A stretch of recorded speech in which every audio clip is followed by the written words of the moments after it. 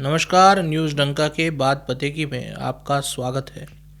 Elon Musk ने Donald Trump पर आरोप लगाया था कि उनका नाम जेफरी एप्स्टीन की लिस्ट में शामिल है, इसीलिए एफबीआई उन लोगों की लिस्ट जारी नहीं कर रही जो एप्स्टीन के ग्राहक थे, या कहे एप्स्टीन जिन्हें ब्लैकमेल किया करता था। इसके बाद अमेरिकी एजेंसी पर दबाव बना कि जेफरी एप्स्टीन के ग्राहकों की सूची जारी की जाए और उसके मृत्यु का कारण भी पता किया जाए। जवाब में एफबीआई ने ये घोषित किया है कि जेफरी एप्स्टीन की मौत आत्महत्या थी और उसके पास ग्राहकों की कोई सूची मौजूद नहीं थी। और जब से इलॉन मस्क ने डोनाल्ड ट्रंप पर निशाना साधा है, तब से एप्स्टीन और उसकी लिस्ट काफ़ी ज़्यादा चर्चा में है। हम सभी जानते हैं कि डोनाल्ड ट्रंप और एप्स्टीन के बीच दोस्ती थी, गहरी दोस्ती थी, और अभी अमेरिकी एजेंसी केवल डोनाल्ड ट्रंप की तार तार होती इज्जत ही बचा रही है। वही कुछ दिनों पहले बिल गेट्स की तलाकशुदा पत्नी मिलिंडा फ्रेंच ने बातों ही बातों में कहा कि उनके तलाक के पीछे ये कारण रहा कि बिल गेट्स उनके रिश्ते में भरोसा करने लायक नहीं थे। इसके अलावा मिलिंडा फ्रेंच ने अपनी किताब नेक्स्ट डे में बिल गेट्स और जेफरी एप्स्टीन के बीच मुलाकातों का भी जिक्र किया है। मिलिंडा का कहना है कि उनके तलाक के लिए एक वजह बिल का बार बार जेफरी के पास जाना भी है। मिलिंडा ये कहने से पहले बिल्कुल हिचकिचाती नहीं कि बिल गेट्स उनकी शादी में वफादार नहीं थे। ये पहली बार नहीं है कि बिल गेट्स और जेफरी एप्स्टीन के बीच मुलाकातों की बात उठी है। बिल गेट्स ने भी इस बात को माना है, लेकिन उन्होंने इस बात को नहीं माना है कि वो एप्स्टीन के ग्राहक थे। जेफरी एप्स्टीन के बारे में संक्षेप में कहें तो वो एक ऐसा दलाल था जिसके ग्राहक अमेरिकी समाज की शक्तिशाली हस्तियां थीं।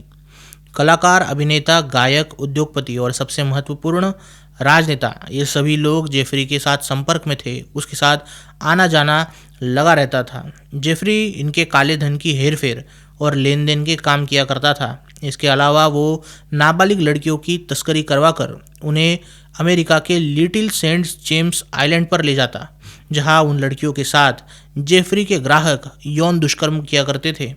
इस जेफरी को 2004 में पकड़ा गया था, लेकिन अपनी पहुंच का इस्तेमाल करते हुए वो छूट गया। वही जेफरी जुलाई 2019 में गिरफ्तार किया गया। उसके पास से हज़ारों फोटोज़ और वीडियोस पाए गए, जिसके ज़रिए वो इन शक्तिशाली हस्तियों को ब्लैकमेल किया करता था। ये डाटा 300 जीबी तक का बताया जाता है। वापस लौटते हैं बिल गेट्स और एप्स्टीन की मुलाकात पर। तो बिल गेट्स खुद इस बात को मान चुके हैं कि वो एप्स्टीन से मिलते थे, लेकिन हाल ही में जनवरी के महीने में वॉल स्ट्रीट जर्नल को दिए एक मुलाकात में उन्होंने कहा, अब सोचता हूँ तो लगता है कि उसके साथ वक्त बिताना मेरी मूर्खता थी, और उसे भी कई लोगों के साथ वक्त बिताकर कई बड़े लोगों के साथ वक्त बिताने का अवसर मिलता था। बिल गेट्स का कहना है कि लगता है कि मैं बहुत मूर्ख था। मुझे लगा था कि इससे मुझे वैश्विक स्वास्थ्य परोपकार में मदद मिलेगी, लेकिन असल में ऐसा कुछ नहीं हुआ। ये एक बहुत बड़ी भूल थी। आपने इस बयान में बिल गेट्स इस बात को नहीं मान रहे कि वो नाबालिगों के यौन शोषण या फिर पैसों की हेरफेर के लिए जेफरी एप्स्टीन से मिलते थे, बल्कि उन्होंने एप्स्टीन के जरिए अपनी इमेज को और भी ऊंचा करने की कोशिश की है। उनका कहना है कि वैश्विक परोपकार के लिए वो एप्स्टीन से मिला करते थे। दरअसल 2019 में जब बिल गेट्स ने माइक्रोसॉफ्ट और बर्कशायर हैथवे दोनों कंपनियों के बोर्ड से इस्तीफे दिए, तब कहा जा रहा था कि वो परोपकार के कामों के लिए समय देना चाहते थे, लेकिन सच्चाई बाद में सामने आई। माइक्रोसॉफ्ट के बोर्ड ने एक महिला कर्मचारी के साथ बिल गेट्स के पुराने अफेयर की जांच करवाई थी। इसके लिए उन्होंने एक बाहरी कंपनी को नियुक्त भी किया था। जांच से पता चला कि उनका अफेयर लगभग 20 साल पहले 2000 के आसपास हुआ था। इसके बाद 2020 में बिल गेट्स ने माइक्रोसॉफ्ट और बर्कशायर हैथवे दोनों के बोर्ड से इस्तीफा दे दिया।